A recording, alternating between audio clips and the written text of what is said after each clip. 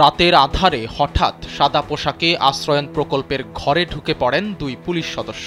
হতদরিদ্র দিনমজুর পরিবারটির ঘরে তখন ছিলেন কয়েকজন মেহমান। পুলিশ ওই মেহমানদের পকেটে গাঁজা ঢুকিয়ে দিয়ে তাদেরকে টেনে হিঁচড়ে নিয়ে যাওয়ার চেষ্টা করে। এক পর্যায়ে মেহমান এবং পরিবারের অন্যদের কাছ থেকে ৩৪,০০০ টাকা হাতিয়ে নিয়ে চলে যায় তারা।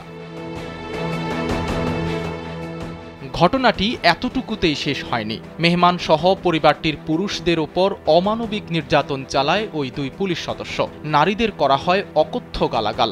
এছাড়া ঘরের আসবাবপত্র ভাঙচুর ও নিয়ে যাওয়ার চেষ্টা করে তারা। এরপর আরও ২,০০০ টাকার বিনিময়ে সেগুলো রেখে যায়। ওয়ালটন ফ্রিজ কিনে অনেকের মতো আপনিও হয়ে যেতে পারেন মিলেনিয়াল সেরা পণ্যের সেরা অফার।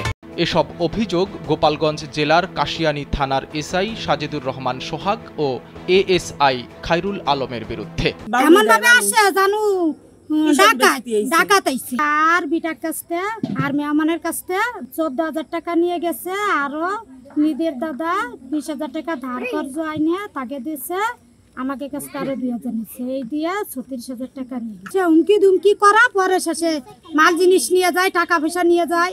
হাতের ভিতরে গাঁজা রেখে পরে পকেটে ঢুকিয়ে হাত ঢুকিয়ে কয় তোর পকেটে গাঁজা, টাকা ১০,০০০ যার পকেটে যা থাকে সব নিয়ে যায়, আর বাড়িতে ধারা উলাত কিনে এনে দেওয়া লাগে। ওই বক্স মক্স সব কিছু বস্তায় বসছে, কেমন জানি ডাকাইতির মতন ডাকাইতি করবার। পুলিশ দারোগা আইসে যার তার ঘরে উঠে যাবি, আর যারে তারে গাঁজা খোর করবি, আর মারধর করবি, তাকে ধরে নিয়ে যাবি, তাকে অত্যাচার করবি। এটা কি এই করার জন্য শেখ হাসিনা এখানে পাঠাইছে? গোপালগঞ্জ জেলার কাশিয়ানী উপজেলার পারুলিয়া ইউনিয়নের দিঘারকুল গ্রামে অবস্থিত আশ্রয়ন প্রকল্পে এই ঘটনা ঘটেছে গত ১১ মে।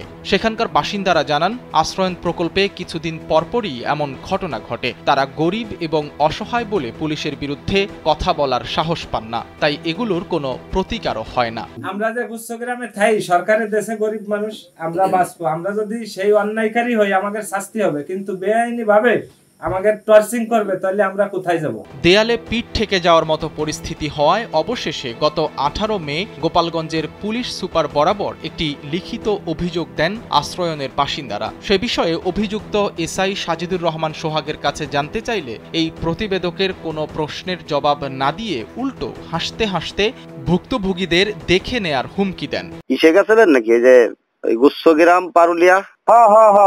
একটা অভিযোগ করছে দেখলাম। অভিযোগ করছে আমি কি করা যায় আমার অভিযোগ দিয়ে গেছে। আল্লাহর ওইটা গালা ওর আঙ্গার বানা। লিখিত অভিযোগে পুলিশি হেনস্থার ঘটনার সুষ্ঠু তদন্ত এবং অভিযুক্তদের দৃষ্টান্তমূলক শাস্তি দাবি করেছেন আশ্রয়ন প্রকল্পে থাকা অসহায় মানুষগুলো। এ ব্যাপারে গোপালগঞ্জের পুলিশ সুপার আল বেনি আফিফা গণমাধ্যমের সঙ্গে কথা বলতে অনীহা দেখালেও অভিযোগের তদন্তের মাধ্যমে সত্যতা নিশ্চিত হলে ব্যবস্থা গ্রহণের আশ্বাস দিয়েছেন। না, আমি একটু বক্তব্য দেওয়াটা অ্যাভয়েড করি। হ্যাঁ, ব্যবস্থা তো নিচ্ছি, এটা তো ওটা নিয়ে কাজ করছি, বক্তব্য আসলে দিতে চাই না, আমি অবশ্যই ব্যবস্থা নিচ্ছি। আশ্রয়ন প্রকল্পের বাসিন্দারা বলছেন, তাদেরকে থাকার জায়গা দিয়ে সাহায্য করেছে সরকার, কিন্তু কয়েকদিন পরপর যদি এভাবে হেনস্থার শিকার হতে হয় তাহলে এই ঘর ছেড়ে আবারও তাদেরকে রাস্তায় গিয়ে উঠতে হবে। সাইদ রহমান, কালবেলা।